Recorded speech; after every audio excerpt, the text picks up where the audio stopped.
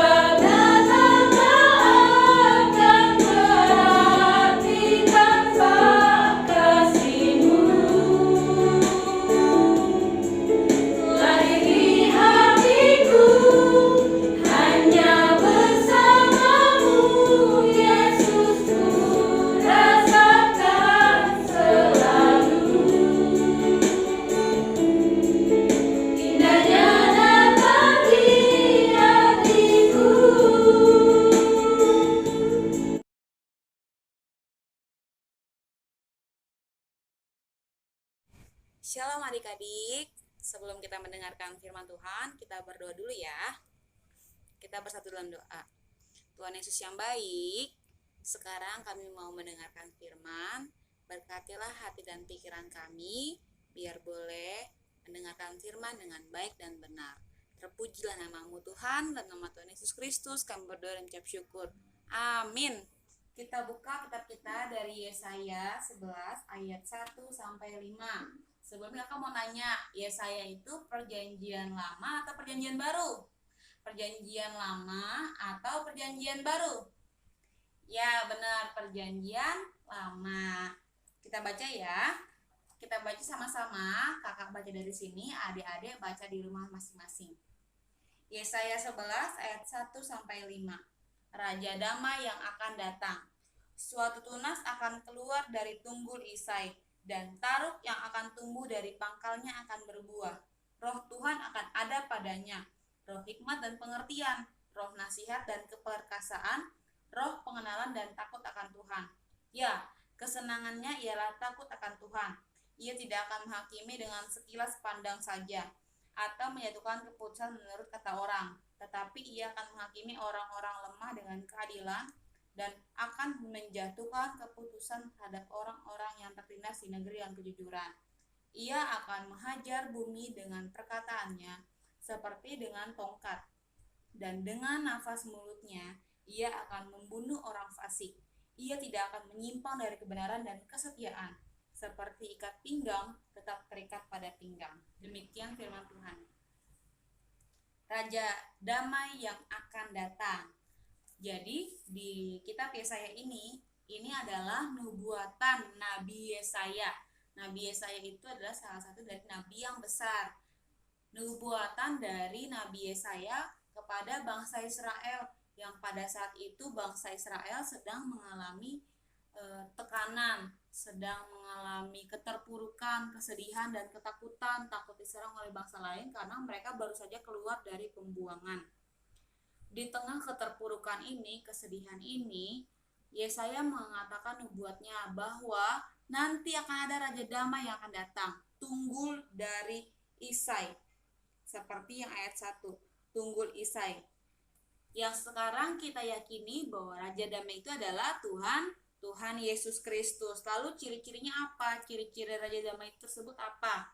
Kita bisa baca dari ayat 2. Yang pertama, ciri-ciri raja damai yaitu roh Tuhan, seperti roh hikmat yang penuh dengan nasihat, penuh dengan keperkasaan.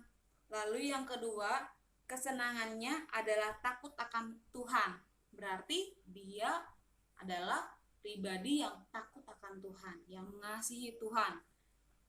Lalu yang ketiga ialah tidak menghakimi dengan sekali pandang saja. Maksudnya apa? Tidak cepat menghakimi orang kalau belum tahu kebenarannya. Jadi begitu juga seharusnya kita ya adik-adik ya. Kita tidak boleh menghakimi orang buru-buru. Misalnya dibilang, tahu nggak si Budi mencuri penghapus silala, tahu? Terus kita langsung menghakimi dia, iya yaudah yuk kita musuhin aja si Budi yuk, kayak gitu. Berarti kita sudah menghakimi orang itu kan, padahal kita belum tahu benar apa enggak. Siapa tahu teman kita bohong, atau siapa tahu itu tidak benar, ya kan? Jadi tidak boleh menghakimi. Tanya dulu sama si Budi emang kamu mencuri? Kalau enggak ya enggak, oke gitu ya. Kalau emang dia mencuri, kita ingatkan dia yang benar, dengan cara yang benar dan lemah lembut. Tapi kalau misalnya dia nggak mencuri tapi kita sudah menghakimi dia, sudah memusuhi dia, gimana? Nanti kita dosa loh. Lalu Tuhan, ciri-cirinya raja damai ialah tidak menjatuhkan hukuman hanya dengan mendengar kata orang. Benar kan tadi yang seperti dibilang, Tuhan raja damai itu tidak mau menjatuhkan hukuman karena dengar-dengar dari orang, tidak.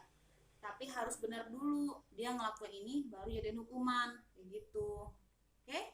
Berarti raja damai tersebut adalah hakim yang adil, baik untuk orang besar maupun orang kecil. Tuhan menghakimi dengan adil. Selanjutnya, kedamaian itu jadi kayak gimana Kak? Biar kedamaian itu bisa terjadi. Kedamaian itu bisa terjadi kalau kita melakukan perintah Tuhan. Kak, tapi kata kakak raja damai sudah datang. Iya, raja damai sudah datang. Itu Tuhan Yesus. Tuhan Yesus sudah datang ke bumi ini. Tapi kenapa Kak masih banyak yang tidak damai, masih banyak yang berantem, masih banyak yang suka ngomongin orang?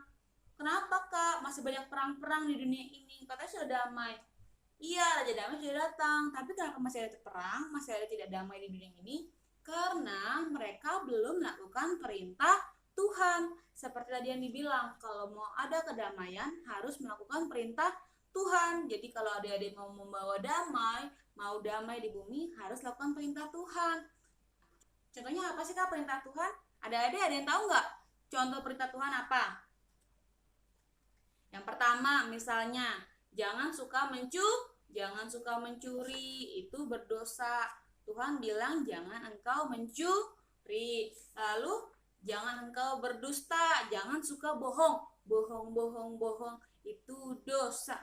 Jangan suka bohong. Kalau kamu bohong, kan kamu nggak mau kan dibohongin teman-teman kamu, makanya jangan pernah berbohong, itu dosa. Lalu apalagi? Hormat sama orang tua, hormat sama mama papa. Kalau mama papa bilang tolong bantu ini, dilakuin, harus hormat sama mama papa. Itu artinya kamu sudah melakukan perintah Tuhan. Hormatnya sama mama papa aja Kak? Bukan. Kalau dibilang menghormati orang tua, berarti kamu menghormati orang yang lebih tua, mama papa. Lalu yang kedua bisa kakak atau abang. Lalu bisa juga guru-guru di sekolah, bisa kakak-kakak sekolah minggu, atau nantulang, atau tulang, atau opung. Apalagi coba? Atau kalau di gereja, menghormati sintua, misalnya amang inang sintua, menghormati pendeta. Seperti itu, kita harus sopan, karena itulah yang Tuhan perintahkan, yaitu coba hormatilah orang tuamu agar engkau berbahagia dan lanjut umurmu di bumi yang diberikan Tuhan Allah kepadamu. Jadi jangan lupa ya adik-adik ya, harus menghormati orang tua, mama papa kita, dan menghormati orang yang lebih tua. Terus apalagi ya, perintah Tuhan, masih banyak banget perintah Tuhan yang harus kita lakuin. Nah, kalau kita sudah bisa melakukan perintah Tuhan, kita pasti akan membawa damai buat sekitar kita. Sekitar kita akan menjadi damai. Itulah tandanya kalau Raja Damai sudah datang ke dunia ini, sudah datang juga ke hati kita, ke hidup kita, ke keluarga kita. Kalau kita masih belum bisa melakukan perintah Tuhan, belum bisa membawa damai, artinya Raja Damai belum masuk ke hati kita. Lalu kalau bukan Raja Damai yang masuk ke hati kita, kalau bukan Tuhan Yesus yang masuk ke hati kita, siapa dong yang masuk ke hati kita? Jangan-jangan si jahat yang masuk ke hati kita. Makanya jangan mau ya adik-adik, kita harus melakukan perintah Tuhan biar Raja Damai yang masuk ke hati kita. Itulah tandanya kamu anak Tuhan, kalau kamu bisa membawa damai. Jadi sekarang adik-adik, apa yang bisa kita lakukan untuk membawa damai ke dunia ini? Yang pertama, harus melakukan perintah Tuhan. Itu yang utama ya adik-adik ya.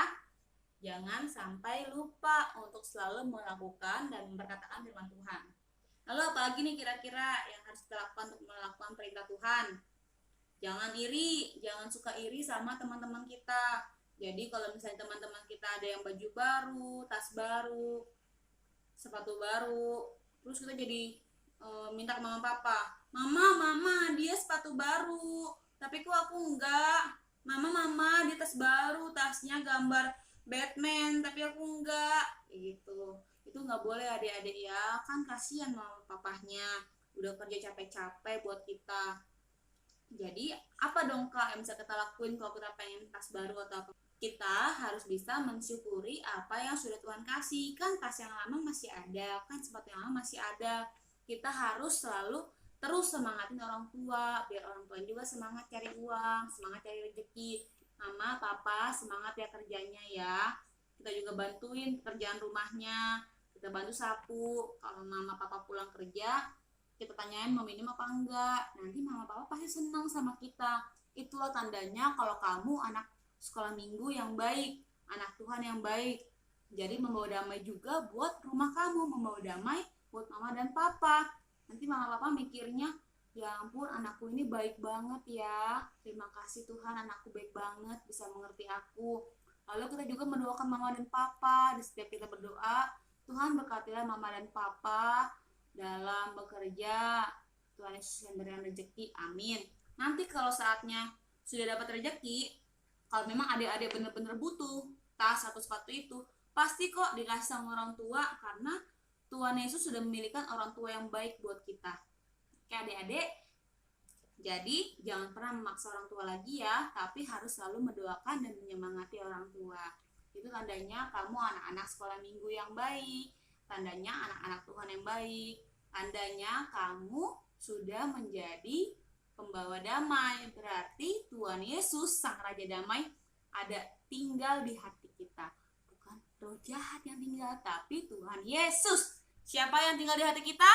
Tuhan Yesus, Kak. Kurang kedengeran. Siapa yang tinggal di hati kita? Tuhan Yesus. Iya, biar Tuhan Yesus selalu tinggal di hati kita. Biar jangan jadi roh jahat yang tinggal atau iblis yang tinggal. Jangan mau ya.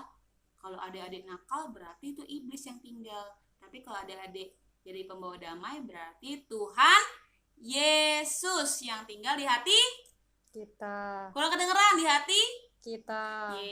puji Tuhan. Selamat mengasihi adik-adik, selamat menjadi pembawa damai, selamat melakukan perintah Tuhan buat hari Senin, Selasa, Rabu, Kamis, Jumat, Sabtu, Minggu. Setiap hari lakukan terus perintah Tuhan. Terima kasih adik-adik, selamat Minggu Advent yang pertama, selamat menantikan kedatangan Tuhan Yesus. Tuhan Yesus memberkati adik-adik beserta keluarga semua. Kita bersatu dalam doa. Tuhan Yesus yang baik, terima kasih Tuhan, kami sudah mendengarkan firman Tuhan. Semoga kami bisa menjadi pembawa damai di dunia ini. Kami berdoa Tuhan buat gereja kami, Tuhan Yesus yang jagai, Tuhan Yesus yang selalu menyertai dan memberkati gereja kami. Jauhkan dari orang-orang yang berniat jahat atau roh jahat ya Tuhan. Dengarkanlah doa anak-anak-Mu ini ya Bapa. Dalam nama anak-Mu Tuhan Yesus Kristus, kami sudah berdoa dan mengucap syukur padamu Tuhan. Yang percaya katakan, amin.